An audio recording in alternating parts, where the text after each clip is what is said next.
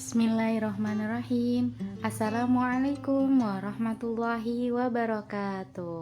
Alhamdulillah. Apa kabar hari ini anak-anak semuanya? Semoga semua dalam keadaan sehat walafiat. Alhamdulillah, hari ini MPLS ketiga bersama dengan Bu Aisyah lagi. Dan sekarang kita akan belajar tentang literasi di sekolah dan di rumah. Nah, tetap semangat ya, walaupun belajar dari rumah. Coba adik-adik semua perhatikan gambar ini. Kira-kira teman-teman ini sedang apa ya? Ya, betul. Mereka semua sedang membaca buku. Ada yang membaca buku cerita, ada yang membaca buku pengetahuan. Wah, di rumah semuanya adik-adik siapa yang suka membaca? Mudah-mudahan semuanya gemar dan suka membaca ya. Iya, karena dengan kita membaca, kita akan menambah ilmu pengetahuan. Nah, dengan tema tadi, literasi di sekolah dan di rumah, apa itu literasi?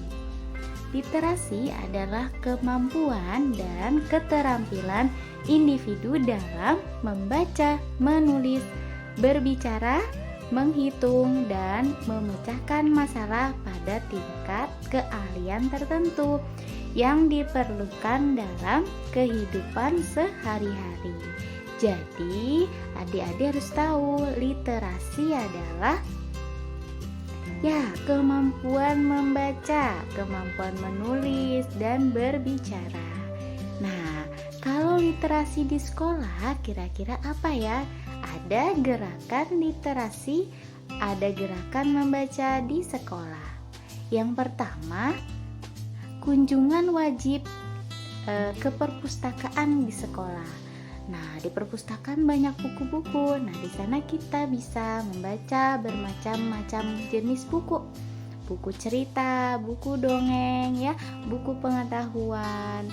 Dan yang kedua, kita bisa melakukan atau membuat mading ya, mading kelas atau sekolah.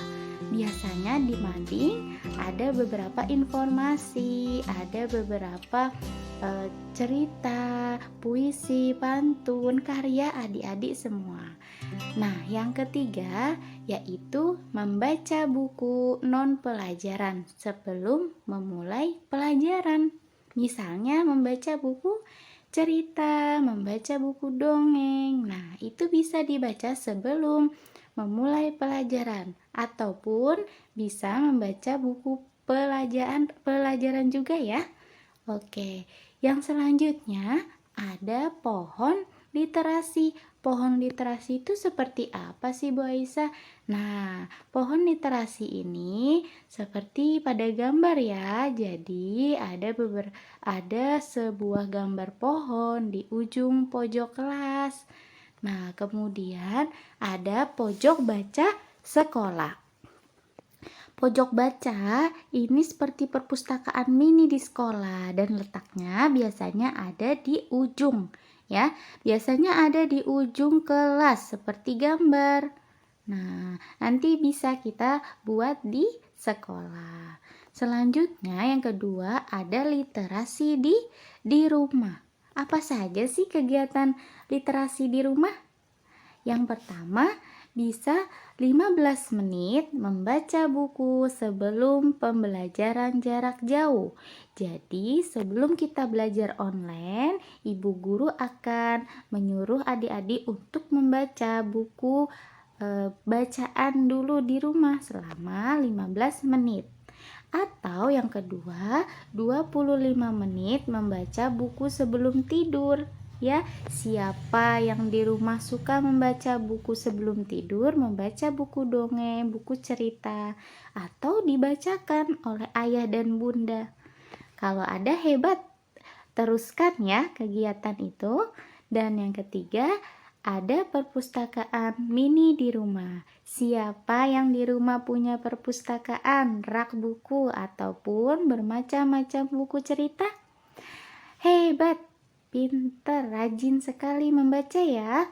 Dan yang keempat, ada menulis catatan harian. Siapa yang suka menulis catatan harian di rumah? Hebat.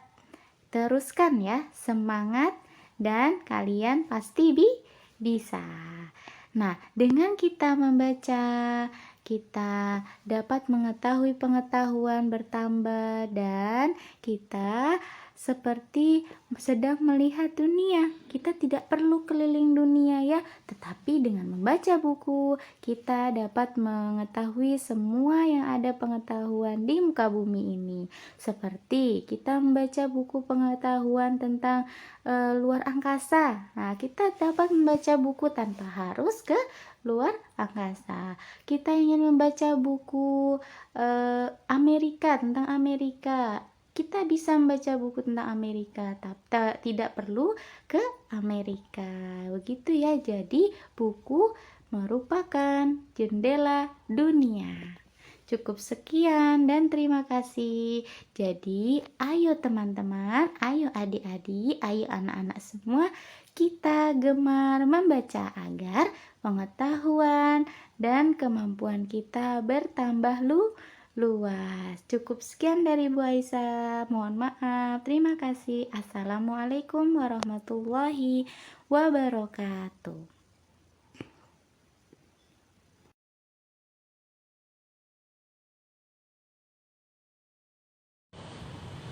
Assalamualaikum warahmatullahi wabarakatuh. Selamat pagi, salam sejahtera untuk kita semua. Alhamdulillahirrabbilalamin. Wabihi nasta'in ala umuri dunya waddin. Assalatu wassalamu ala asrofil anbiya'i wal mursalin wa ala alihi wa sahbihi ajmain amma ba'd. Baik, kembali lagi dengan Ibu Reni dengan materi yang berbeda, yaitu terkait cara menjaga kebersihan lingkungan.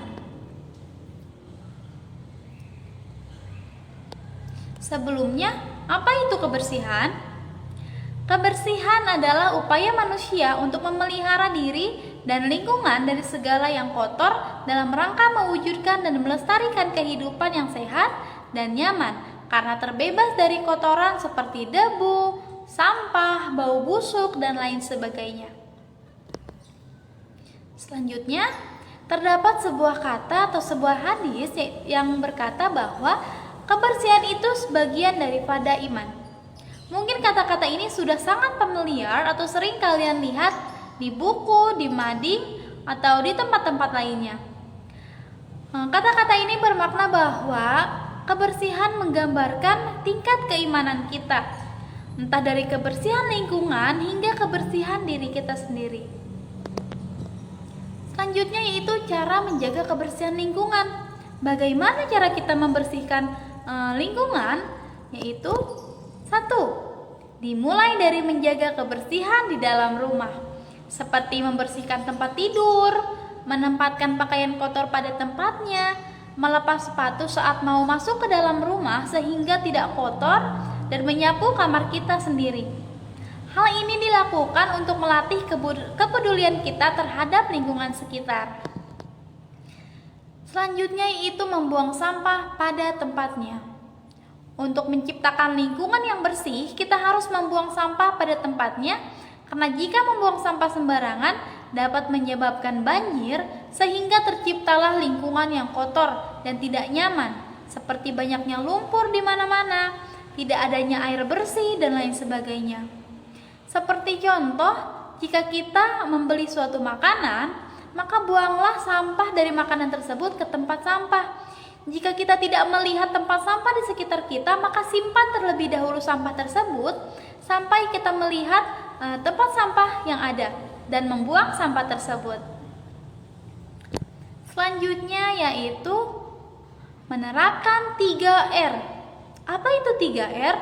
Yang pertama reduce, yang kedua reuse, dan yang ketiga recycle. Yang pertama reduce. Apa itu reduce? Reduce mengurangi segala sesuatu yang menghasilkan sampah. Contohnya dengan tidak menggunakan kantong plastik dan diganti dengan paper bag atau tas yang bisa digunakan berulang kali sehingga mengurangi banyaknya sampah. Yang kedua yaitu reuse. Apa itu reuse? Reuse menggunakan kembali barang yang sudah tidak terpakai, seperti memberikan baju atau sepatu yang sudah tidak terpakai kepada orang lain, sehingga barang tersebut lebih bermanfaat oleh orang yang dibutuhkan dan tidak dibuang begitu saja. Dan yang terakhir yaitu recycle. Recycle yaitu mendaur ulang sampah sehingga menjadi suatu benda yang lebih bermanfaat dan bisa digunakan. Seperti jika ada kaleng bekas makanan di rumah kita, maka buatlah kaleng tersebut menjadi sebuah pot bunga atau hiasan dinding atau tempat pensil, sehingga mengurangi banyaknya sampah yang ada di dalam rumah. Terima kasih, mungkin cukup sekian materi kita hari ini. Semoga materi ini bermanfaat dan dapat dipraktekkan di rumah oleh anak-anak. Mohon maaf apabila ada kata-kata yang salah. Sekian, wassalamualaikum warahmatullahi wabarakatuh.